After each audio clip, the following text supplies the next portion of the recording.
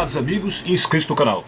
Estamos vindo fazer este vídeo para dar uma noção sobre por que o catolicismo alega que a igreja ter um papa é realmente o correto, é o certo, é realmente uma decisão perfeita de ter um papa. Abstraindo essa questão de que sem um cabeça humano visível, a igreja se dispersa em 1001 rebanhos, com 1001 denominações e com 1001 pastores, sem contar as 1001 heresias, ok? Sem contar isto. Então, abstraindo isto, vamos mostrar por que ter um papa, ou seja, ter um líder mundial, é importantíssimo e é perfeito, e vamos mostrar isso com base na palavra de Deus. Observem bem.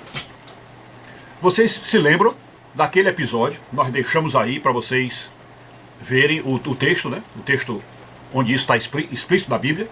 Vocês se lembram daquele episódio, quando Jesus, certamente num local um pouco mais elevado, olhou para uma cidade, não sei se Cafarnaum, Jerusalém, não sei qual foi dessa cidade. O fato é que ele olhou, viu as multidões que estavam ali, no seu caminhar, na sua troca de mercadorias, aquelas coisas, e ao olhar essas multidões, chegou e disse assim, o evangelista narra o momento de Jesus dizendo assim, ele olhou as multidões e viu que eram como ovelhas sem pastor. Ele olhou as multidões e viu que eram como ovelhas sem pastor. Ok? Agora vamos raciocinar bem para a gente entender essa questão. Jesus Cristo, vindo à Terra, ele é para nós cristãos, para todos os cristãos, todos, ele é o quê? Ele é o sumo pastor, não é isso? Jesus é o sumo pastor, ok? Portanto, podemos dizer que Jesus é o sumo pontífice, ok? Então ele é o máximo, ele é o maior. E esse líder maior que é Jesus para nós, ao olhar as multidões, disse o quê? Que via as multidões como ovelhas sem pastor, ok? Só que observem que ali ao redor de Jesus e ali naquelas cidades haviam centenas de pastores, entre aspas, centenas, talvez milhares, dos líderes judaicos que eram líderes de igreja. Inclusive havia um na época que era quase como se fosse um papa, que é o chamado sumo sacerdote, o sumo sacerdote do Sinédrio, do judaísmo. Se eu não me engano, pelo menos na hora da crucificação, o nome dele era Caifás, né? Era o sumo sacerdote. Então havia sacerdotes, pastores que cuidavam do rebanho na época. Porém Jesus, passando por cima disso tudo, olhou as multidões, sabendo que havia pastores ali, e disse que as multidões eram como ovelhas sem pastor. Ok? Percebem aí o que é que está por trás disso? É como se Jesus dissesse assim, não adianta esses pastores que estão aí. Não adianta. Não adianta essa multidão de pastores que estão aí, não adianta. Porque é preciso ter um pastor. É preciso ter um pastor. Ok? Observe qual é o raciocínio de Jesus.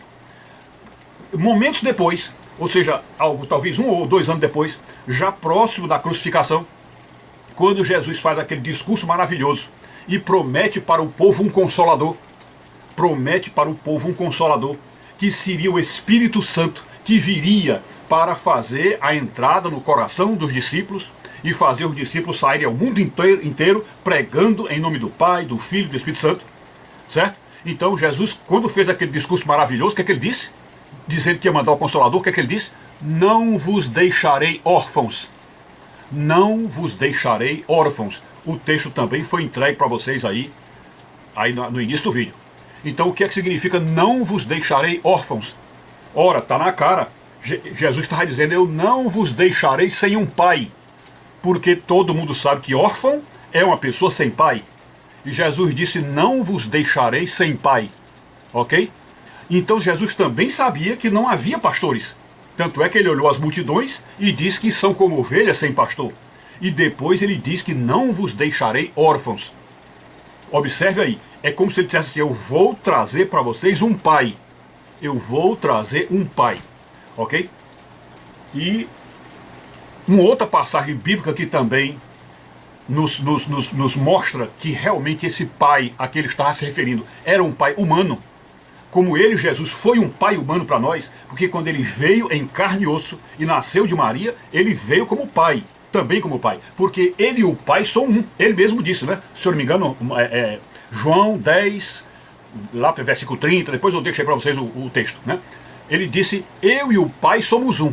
Quando ele diz eu e o Pai somos um, ele está dizendo que eu sou vosso Pai, não é? Então, quando ele disse, não vos deixarei órfãos, ele estava prometendo um outro Pai. E que espécie de Pai? Um Pai humano, que seria o quê? O único pastor. O único pastor. Porque as multidões tinham milhares de pastores e Jesus disse que elas não tinham ninguém, estavam como ovelhas sem pastor. Então está aí a figura do Papa, porque no caso Jesus é o Papa, porque a palavra Pai significa, a palavra Papa significa Pai, então ele, Jesus, é o Papa. E ele disse, não vos deixarei órfãos, portanto nos entregou um outro Pai, e o outro Pai humano.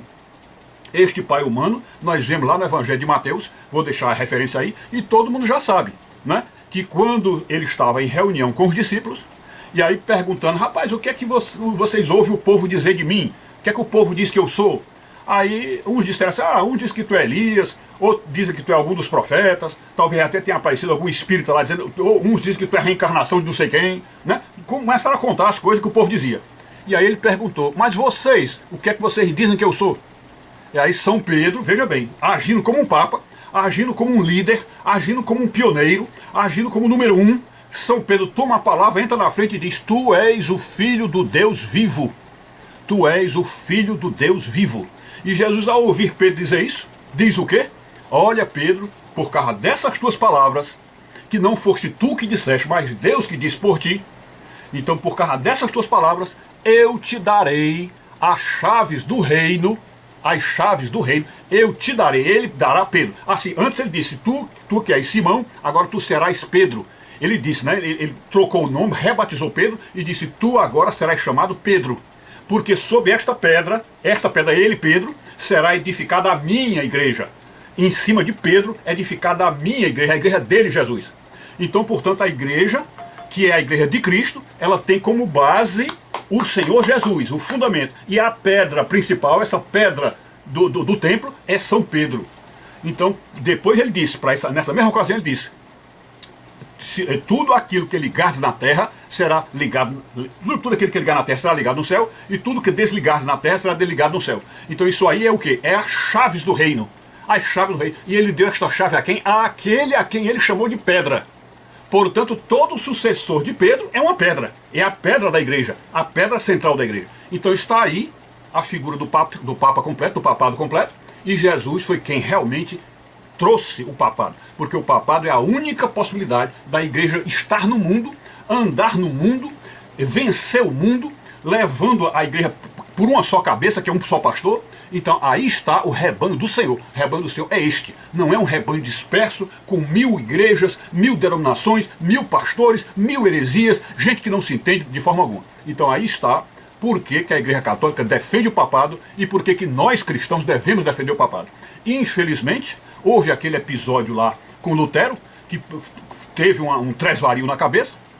Ao contrário de São Francisco, quem leu a história de São Francisco sabe que São Francisco também estava decepcionadíssimo com a igreja, decepcionadíssimo, mas quando foi na hora final para romper, para decidir se romperia ou não com a igreja, ele reconheceu o Papa e curvou-se diante da autoridade, porque é a autoridade instituída por Jesus. Já Lutero não. Lutero foi ao fim, até o fim das consequências, e não reconheceu a autoridade. Quer dizer, Lutero rompeu aquela cadeia que vinha de Cristo, desde a sucessão dos apóstolos, que vinha aquela cadeia, Lutero rompeu.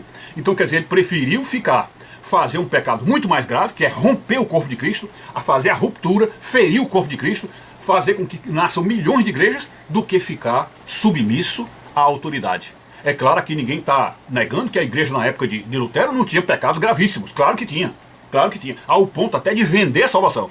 Então a gente sabe disso. Mas não havia necessidade de se fundar outra igreja. Não havia. Lutero tinha que começar a fazer a mudança da igreja dentro da igreja. Dentro da igreja. Como agora podemos imaginar que para poder mudar uma igreja, como vocês, das igrejas que vocês conhecem por aí, para mudar uma igreja, por exemplo, que só pensa em dinheiro, que só pensa em tomar dinheiro do povo, que era mais ou menos como estava a igreja católica na época de Lutero, como é que se muda essa igreja? Não é fundando outra, é tentando converter o pastor, o líder dessa igreja, tentando mudar a igreja por dentro. Isso é que o Lutero era para ter feito. Infelizmente ele não fez, e está aí o estrago, está aí o rombo dentro da igreja, que é essa balbúrdia que está aí com milhares de denominações e ninguém se entende mais, ok? Então é isso aí, fiquem com Deus, saúde, paz e Maria passa da frente.